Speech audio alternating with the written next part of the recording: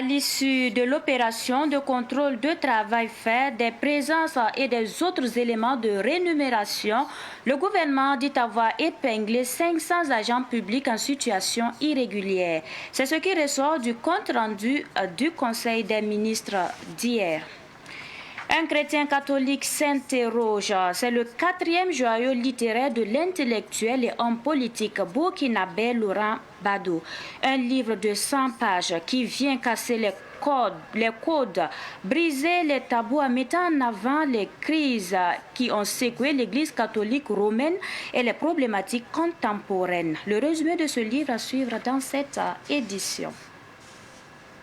Ce sont les grandes articulations de cette édition. Mesdames et messieurs, bonjour et ravi de vous retrouver. Et pour commencer, révélation de 500 fonctionnaires rémunérés illégalement et renouvellement des guides de projet sont des dossiers soumis à la correction aux différents ministres concernant lors de ce conseil des ministres tenu hier à Ouagadougou. Le résumé des conseils des ministres avec Abdoulaye Kinda. Le Conseil des ministres de ce mercredi révèle que plus de 500 agents de la fonction publique perçoivent illégalement des salaires.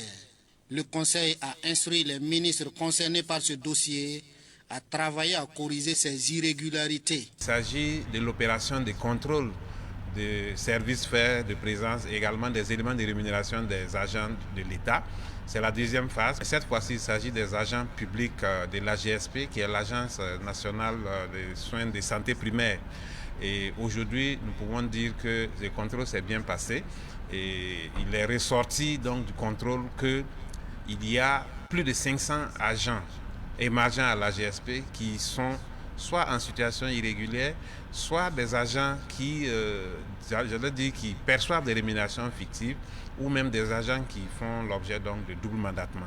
Donc le Conseil a donné des orientations claires pour que toutes les irrégularités relevées soient corrigées et que toutes les personnes qui ont été donc impliquées de façon directe ou indirecte dans ces irrégularités-là puissent être sanctionnées à la hauteur.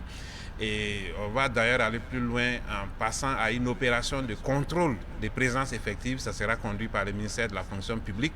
Et il est important que dans toutes les structures, les premiers responsables s'assurent que tous ceux qui sont sous leur coupe, qui émargent le budget de l'État, sont effectivement à leur poste et travaillent. Sinon, à l'issue du contrôle, nous allons donc faire le point et identifier tous les agents qui ne sont pas là et qui continuent de percevoir les salaires. Ils seront sanctionnés, mais pas seulement eux, leurs premiers responsables aussi, qui sont censés assurer le contrôle de leur présence, seront également sanctionnés. Donc, c'est un avertissement pour que les gens puissent prendre leurs dispositions. Un autre dossier examiné porte sur le guide de maturation des projets. Ce guide date de 2018 et nécessite un renouvellement pour l'adapter aux besoins du moment. Les guides de maturation des projets que nous avons en vigueur datent de 2018, donc cela fait plus de 5 ans. Et il est important que dans ce genre de situation, qu'on puisse s'arrêter pour regarder est-ce que les guides tels qu'il est prévu depuis 2018 répond aux priorités du moment. Est-ce qu'il n'y a pas des ajustements à faire? Donc c'est ce travail qui a été fait à travers donc, une étude qui a montré effectivement que les guides en vigueur présentent quelques limites. Et donc la nouvelle version du guide prend en compte ces limites pour apporter donc des améliorations au guide de maturation des projets. L'innovation majeure, c'est effectivement le fait que dès l'élaboration de la fiche de projet, il faut passer au Conseil des ministres pour que le Conseil puisse examiner, également donner des orientations par rapport bien sûr aux priorités du moment. Parce qu'il est important de noter que les projets et programmes sont réalisés en lien avec le plan d'action de stabilisation et de développement qui constitue aujourd'hui le référentiel en matière de développement. Donc c'est toujours important que nous puissions nous assurer que les projets et programmes qui sont financés par l'État ou avec l'accompagnement des partenaires puissent véritablement répondre aux aspirations du moment. Ainsi donc, l'absentéisme sera combattu dans l'administration publique burkinabé. Et puis, dans un communiqué, le mouvement Sens, servir et non se servir, interpelle les autorités de la transition sur l'enlèvement de son coordinateur national, Maître Guy Hervé Kam, dans la nuit du mercredi à jeudi à l'aéroport international de Ouagadougou.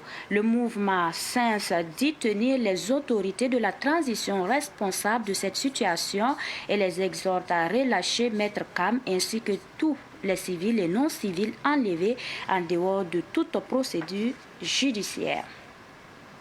Je vous l'annonçais également en titre. Le professeur Laurent Bado interpelle l'Église catholique dans son nouvel ouvrage intitulé « Un chrétien catholique s'interroge ». Dans ce livre de 100 pages, Laurent Bado se pose des questions sur les étranges mutations intervenues dans l'Église catholique.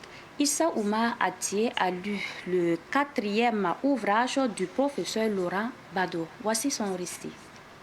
Le chrétien catholique Laurent Bado s'interroge et fait des révélations dans son livre de 100 pages intitulé « Un chrétien catholique s'interroge ».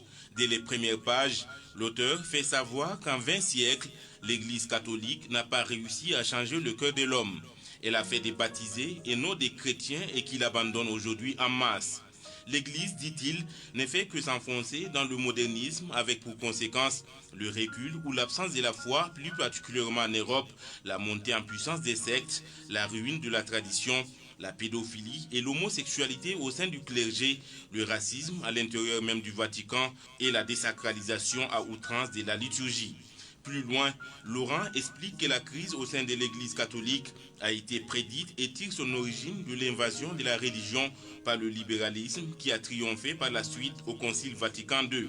Pourtant, poursuit-il, Jésus et ses apôtres avaient mis en garde. Dans son argumentation, l'ancien pensionnaire du petit séminaire de Koudougou évoque le témoignage d'un ancien prêtre excommunié et converti à la Révolution. Le prêtre disait, et je le cite, « La nouvelle église qui probablement ne pourra plus rien garder de l'enseignement et de la forme primitive de l'ancienne église recevra néanmoins la bénédiction et la juridiction canonique de Rome.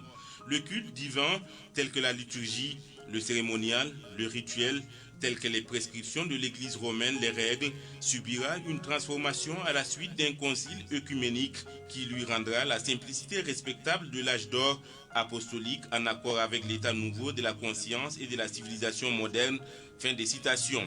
Parlant de la Révolution française de 1789, Laurent Bado souligne que cette révolution s'est employée à nier Dieu, à défier l'homme et à mettre la société entière au service de l'individu. Depuis lors, une lutte frontale s'est engagée contre l'Église catholique, ajoute-t-il. Une loi de juillet 1790 avait établi une constitution civile du clergé en France, c'est-à-dire une Église nationale aux ordres du pouvoir sans constituer le pape.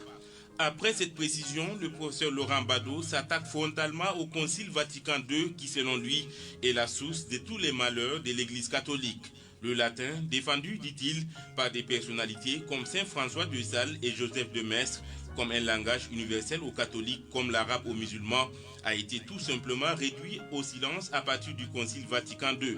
Mais pour l'auteur, tout peuple ayant une langue, le peuple catholique doit avoir sa langue de communication avec Dieu, réalisant ainsi son unité dans sa diversité. Pourquoi les musulmans ont retenu l'arabe classique comme langue de prière? Pourquoi le sorcier du village, au sommet de son rite, emprunte un langage ésotérique au moment de sacrifier le poulet? S'interroge le catholique Laurent Bado. Avec la langue vulgaire, ajoute-t-il, l'Église catholique est en train de s'enfoncer dans les siècles païens. Les vertus cardinales qui sont la prière, la chasteté et le détachement des biens de la terre sont devenues obsolètes aux yeux du nouveau prêtre, précise Bado à la page 54. Évoquant la prière individuelle et la prière collective, l'homme attaché à Dieu d'une part et à la tradition d'autre part estime que le catholique africain en particulier imprime à ses prières des virages imprévus. Par exemple, la prière de louange finit par élever la Sainte Vierge au rang de déesse. Avec cette formule, poursuit-il, la Vierge Marie n'est plus honorée, vénérée, mais plutôt adorée. La prière de demande se transforme parfois en une exigence, une revendication individuelle ou communautaire. Selon Laurent Bado, il faut demander à Dieu ce dont nous avons besoin et non pas ce que nous voulons. La quête est notre sujet abordé dans l'ouvrage. Pour aborder la question, l'auteur fait savoir que les prêtres se croient obligés de vivre comme des hauts fonctionnaires et pour répondre à leurs besoins, ces derniers, selon ses propres expressions, arnaquent d'une manière éhontée leurs fidèles.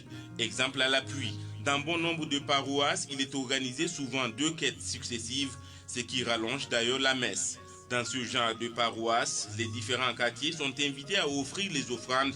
Conséquence, quand les fidèles n'ont rien en poche, ils n'iront pas à l'église. Le mariage religieux, voilà un autre sujet qui visiblement irrite Laurent Badot. Il pense que les prêtres semblent oublier l'importance d'une célébration de mariage à l'église. Pour lui, l'église s'est très vite transformée en une salle de danse et un théâtre. Pour le paraphraser, ça rigole, ça crie, ça applaudit, ça danse, ça fait du n'importe quoi sauf se recueillir devant Dieu. Le chrétien catholique s'interroge, n'a pas fait table rase sur les obsèques religieux. Pour lui, il n'est pas normal qu'une semaine après l'enterrement, une prière présidée par le catéchiste soit organisée au domicile du défunt. C'est un pillage de la famille endeuillée, étant donné qu'elle se croit obligée d'offrir au public de quoi manger et boire après la prière.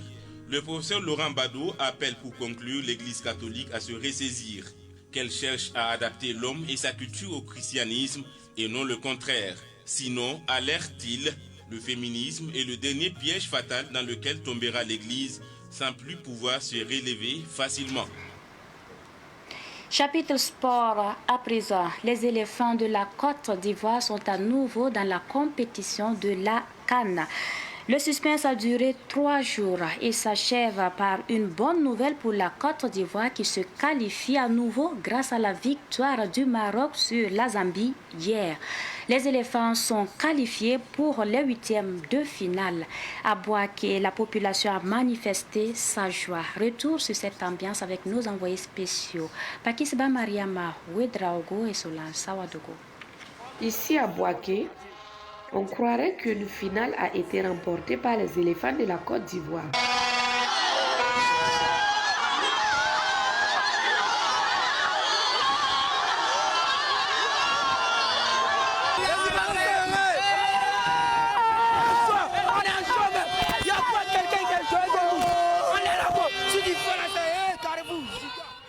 Or, ce n'est pas le cas. Les éléphants sont juste repêchés pour le 8e de finale après que la Zambie s'est inclinée face au Maroc par un score de 1-0.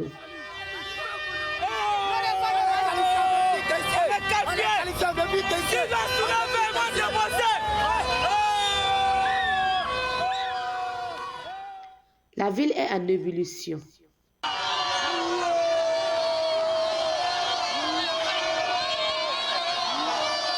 Subitement, le Maroc devient ainsi le sauveur du pays organisateur qui a frôlé l'élimination après avoir été humilié par la Guinée équatoriale, pointé du doigt pour n'avoir pas facilité cette qualification des éléphants. On remercie les Marocains parce que grâce à eux on s'est qualifié. Tout le monde, Maroc. Les pays de Modibo Keïta pointent du doigt de n'avoir pas facilité cette qualification des éléphants. Non, Mali n'a rien fait. C'est eux qui doivent nous qualifier, mais à cause de eux là, on est un peu fâchés. On veut pas Maroc, on a qualifié. Savane TV a aussi partagé ses moments avec ses supporters ivoiriens.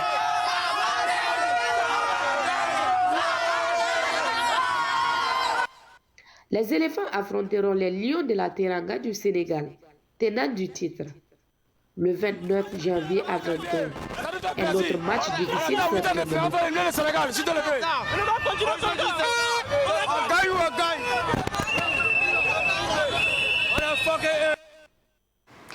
Même ambiance au village CAN des Burkinabés à Bouaké, des Ivoiriens sont également en joie après leur qualification. Ketoura Semporé a suivi le match qui a permis aux éléphants de la Côte d'Ivoire de se qualifier. Une victoire des Lions de l'Atlas sur les Chipolo-Polo qui qualifient par ricochet la Côte d'Ivoire, repêchés parmi les meilleurs 3e. Les Lions de l'Atlas ont rendu heureux tout un pays. Pas le leur, qui se savait déjà qualifié avant le match final du groupe F contre la Zambie, conclut sur le score de 1-0. Mais la Côte d'Ivoire, qui depuis le fiasco de lundi face à la Guinée équatoriale, cherchait l'équipe qui allait la repêcher. Tout le pays hôte avait les yeux rivés sur les Marocains. Et tous les Ivoiriens l'assuraient d'ailleurs. Ouais, la Côte d'Ivoire est qualifiée, nous sommes contents. Et on remercie le Maroc. On ne peut que remercier le Maroc, parce que grâce au Maroc, aux Marocains, la Côte d'Ivoire est qualifiée. Parce qu'on ne peut pas compter sur les Boniens là. Mais maintenant, là, ça aide de ne pas nous décevoir. Il y a confiance dans la Côte d'Ivoire, parce que c'est nous, on a organisé Cannes. Nous, on n'est pas désespérés. Ouais, on a la foi. Et si fiers que non, on est qualifiés. Petit frère, nous sommes tellement émus. Parce qu'on ne s'attendait pas à ça, on peut dire que c'est un grand miracle. Voilà, on espère que la Côte d'Ivoire revienne dans la compétition pour qu'on puisse remporter cette canne. Parce qu'on a beaucoup fait, on a participé. Nous sommes vraiment fiers du Maroc parce que c'est grâce à l'équipe au Maroc, voilà, que nous sommes passés. On est tous heureux, on est émus ce soir. Le Maroc nous a vraiment sauvés grâce à son but 1-0. Donc nous sommes tous contents, nous allons célébrer ça ce soir. Je tiens à remercier le Maroc. Le Maroc, c'est un pays frère de la Côte d'Ivoire et le roi du Maroc aussi. Pour ces joueurs qu'il envoie en Côte d'Ivoire comme des messies, mais en réalité, à partir d'aujourd'hui, prenez draquer la Côte d'Ivoire et raquer sur le terrain. C'est un coup de marteau. Je dis que je suis trop contente à l'heure là. Je veux vraiment attirer comme ça. La Côte est qualifiée. En tout cas, je suis vraiment contente. Je suis contente que je suis assise là. C'est comme ce sont les éléphants qui viennent de marquer. Alors là, hey, je suis trop contente en tout cas. Très content. Très content. C'est vrai que je ne l'exprime pas parce que j'attends aussi les tours suivants. Mais je suis très heureux là où je suis assis.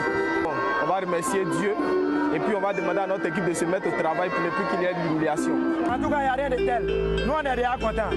C'est content ou rien. Un Ivoirien reste un Ivoirien. On est toujours avec eux.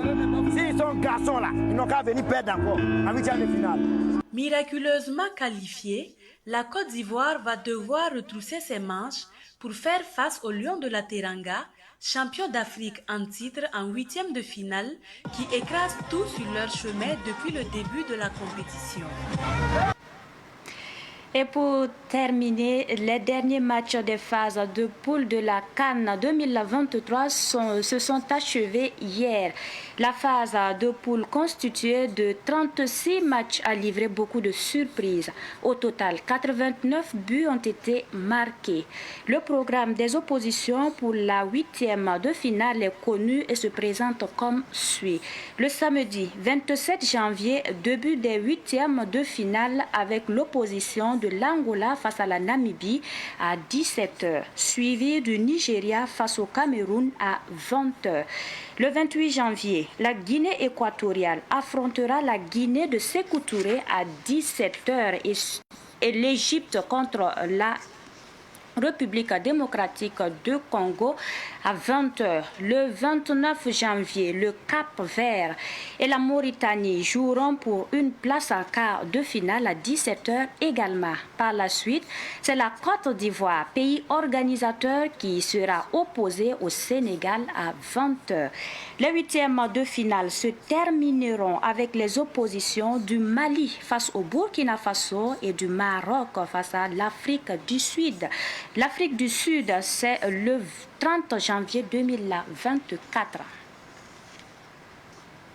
Fin de ce journal. Merci à vous qui l'avez suivi. Merci pour cette constante fidélité. La suite du programme dans un instant.